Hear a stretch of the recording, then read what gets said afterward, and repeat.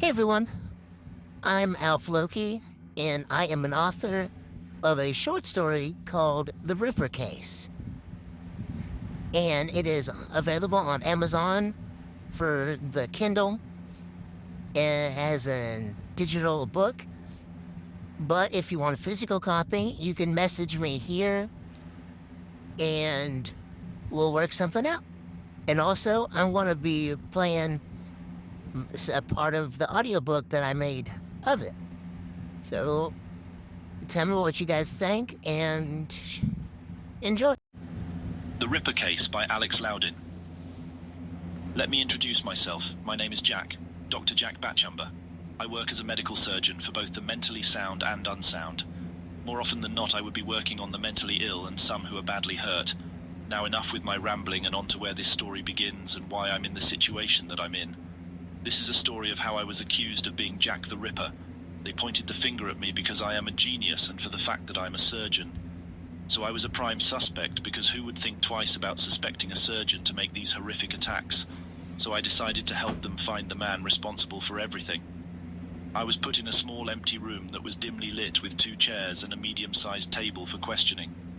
2 officers came in shortly after, and one of the officers was a tall, gauntly, clean-cut looking man, while the other was a short, rounded man with mutton chops with an English moustache. "Hello, sir, how are you doing today?" the short one asked in the most sincere and wholesome tone of voice.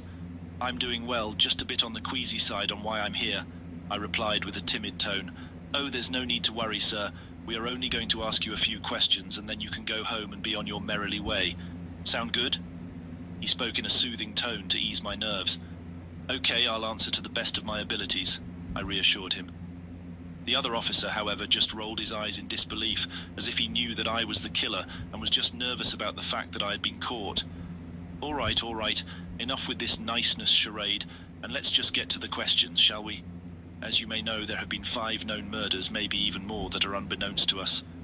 So the question at hand is, you wouldn't happen to know anything about that, would you, Doctor? The tall officer commanded an answer or even a confession. "No, but I've heard about them before, but I don't know anything further than that," I replied with false confidence to hide the fact that he had scared me with his questioning assumption that I would possibly know or could have done the things that he had mentioned. The gaunt-looking officer just scowled at me in disbelief as if I had just lied right in front of him. "Listen here. We know that the killer had to have great skills in cutting his victims the way he did. He was also able to remove the bodily organs with ease and..." he continued to say, but unfortunately I had to stop him before he went too far with his words. Excuse me, sir." I paused to try and stop myself from making a sound and to possibly prevent myself from getting sick. "If I may ask, could you please stop before I become sick?" I asked, covering my mouth and trying to fight off my queasiness and not get sick in front of the officers. He looked at me with an irritated glare as if I had insulted him in some way. "But aren't you a surgeon, sir? Shouldn't you be used to the fact that I would be describing what you would see on an operation table?" He spoke with an arrogant smile as if he had caught me in a lie and that I was a usual suspect. "Believe me when I say this, I know that it seems rather odd, but what you are talking about is mutilation and not surgery. I'm a doctor, not a murderer." I replied to the officer and he was caught off guard by my statement. Then the short officer spoke. "While he is a surgeon, there are differences between the 2 fields. For example, one is a profession while the other is a horrendous crime." He spoke genuinely as he had vouched for me. The tall one angrily glared at his partner and began to become angrier as he thought I was insane. This had gone on for hours until we all had heard a cry for help, followed shortly after by a shriek of terror. The tall, angry officer looked furiously while his shorter partner looked horrified. They brought me along because the angry officer didn't trust me to be alone and cuffed me while we went in the direction of the cry-by carriage as I was put in the back where criminals go. We arrived at the scene of the crime. Both officers left me in the police carriage to prevent me from escaping as I had committed the crime. Moments go by and other officers crowd in the crime scene and talk amongst themselves to try and come up with reasoning as to why and how the crime was committed. I glanced over to see that some of the officers and detectives couldn't bear to witness the sight of what they were looking at. The short, jolly officer made his way to the carriage. He had a look that was very apologetic, as if he were to ask me to do something that I hated. "Sir," he started and paused to collect his words. "I know that these types of things may very well be horrifying to you, but could you possibly please come and look at the bodies so that we would know what we're looking for or that we are looking at the same guy?" He finished scarcely with a regretful tone. I looked at him with a smile and spoke. "Well, I'll try to take a look. Anything to help, I'll gladly oblige." I responded, reassuring him that I was with him. He then took me out of the carriage carefully as if to not hurt me. He even led me to the crime scene, but treated me as a normal person and not a criminal like the other officer would have. I smelled the stench of death and decay in the air, as if some of the bodies were there for a long period. The other officers just stood around covering their noses to keep out the smell of rotting flesh, and some had to wait outside of the room where the recent victim was at. The small officer turned and looked horrified and spoke. "Now I'm warning you. In that room it is very gruesome." He spoke to me in a comforting voice, even though he was terrified of what was found. He then uncuffed me so that I was able to examine the corpse closely and how the wounds were made on the body. I had told him to wait outside as I went into the room and to spare him from seeing the body more than he needed. The tall officer glared at me with an angry look as he saw me enter the room. "What are you doing here? You should be in the carriage where you belong." The tall officer commanded an answer. I looked at him with a stern look as he glared, snarling at me. "I just came to help out with the problem. I am a surgeon after all, isn't that why you brought me along?"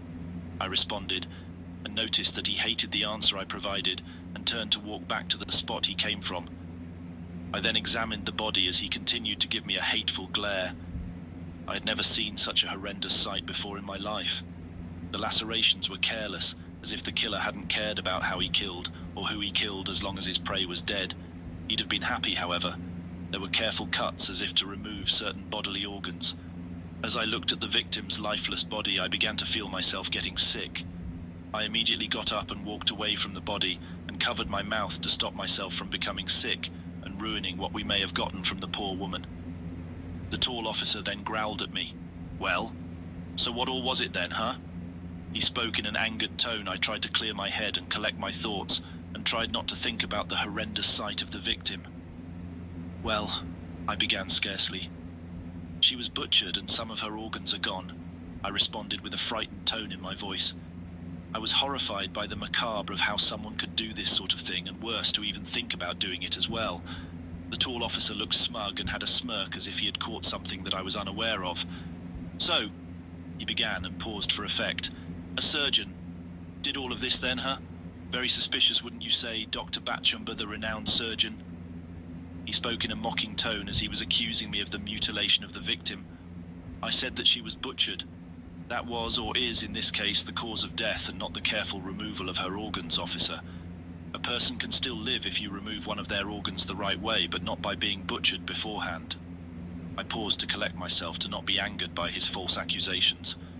So more than likely we are looking for a butcher who got bored of butchering the animals he serves at his shop, and does unto the people like his new prey for an undesired want by his unsound mind.